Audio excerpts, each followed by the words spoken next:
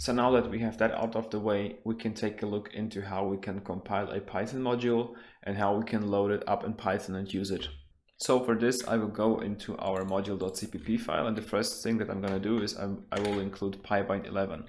To define a module, we have to use a macro called pybind11_module, which is contained inside the pybind11 header. As the first argument, it needs the module name, which in our case is pybind11 module, and a thing called module. This is something which will be passed into here. We can use it here and we can call functions on it. We will define the name of the module.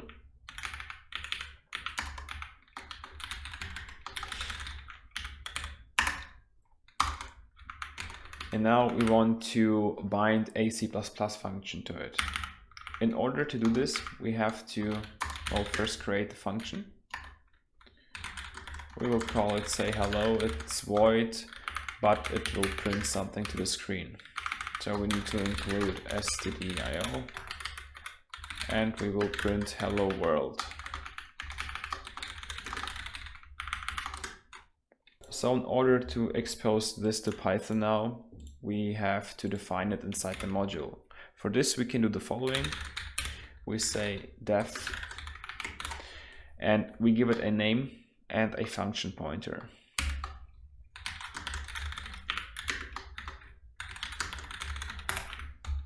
This is how we define functions which should be exposed to the Python module. We can build it now. To test our newly built module, we have to go inside the build directory and start Python from there. So in my case, this is under the VS Studio inside the debug folder because I'm running the debug configuration. I open up a terminal, I cd'd into this directory, and now I can call Python in here. And I can import our module, which is called pybind11 module. We did not receive any warnings or any errors, which is a good sign. So now we should be able to call the function we just defined, like so, prints hello world. Now that we can bind functions, let us bind a data type to it. We will call it my data, and it will have two floats, x and y. It will also have two constructors. One will be empty and it will zero out x and y.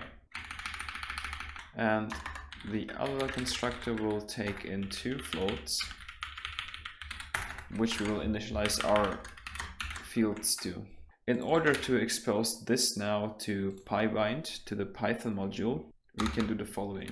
Instead of calling define of the module itself, we have to use another function, which is inside the pybind11 namespace, and it's called class underscore. It is a templated function, so you can pass in your data type as the class name.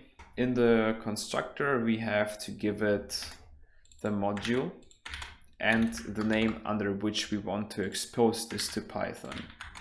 So now our data struct is registered, but we cannot really interact with it. First, let us create the constructors. For this, we can just concatenate function calls onto this function call. We call .def and we give it a name. And as you can see, as the third option, it shows us something with constructors. This is called init. And if we go to the declaration, you can see that this is the same option we were presented with. This call registers this constructor, so it uses the empty one. In order for us to now register the second constructor, we can do the same, but inside here we will define that we will have two floats. Python has also the concept of named arguments, so we can also define them in here. First, we have to define the name of this function, which in our case is just the constructor 2. And after this point, we can name the arguments. For this, we have to use the pybind11 arg function, And here we give it a name. First one we will call X, and the second one we will just call Y. We will also expose now a printing function on the same struct. We will call it print, and we want to print out the two floating points. We then will expose those to Python as well. So this is the usual procedure. We just call .def, we give it a name, and we give it the function pointer.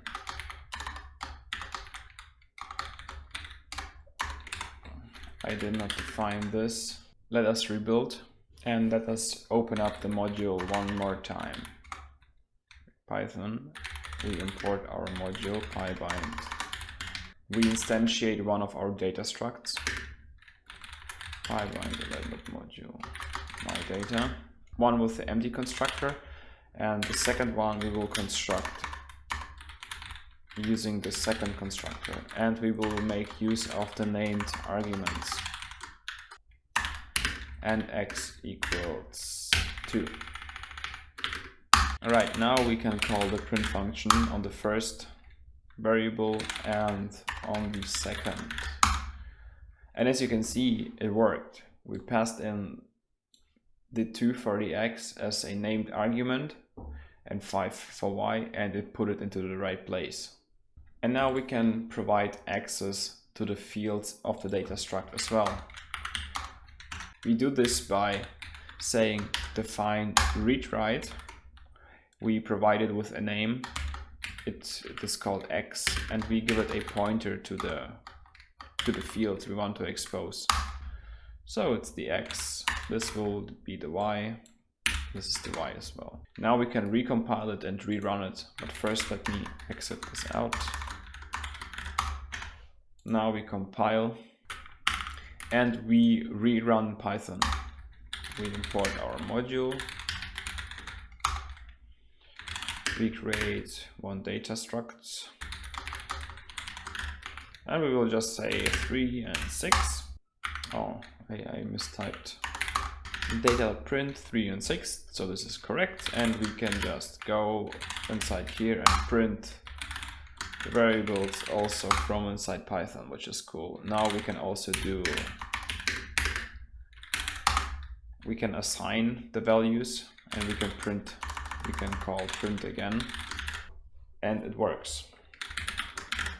And this concludes how we can create and load a Python module.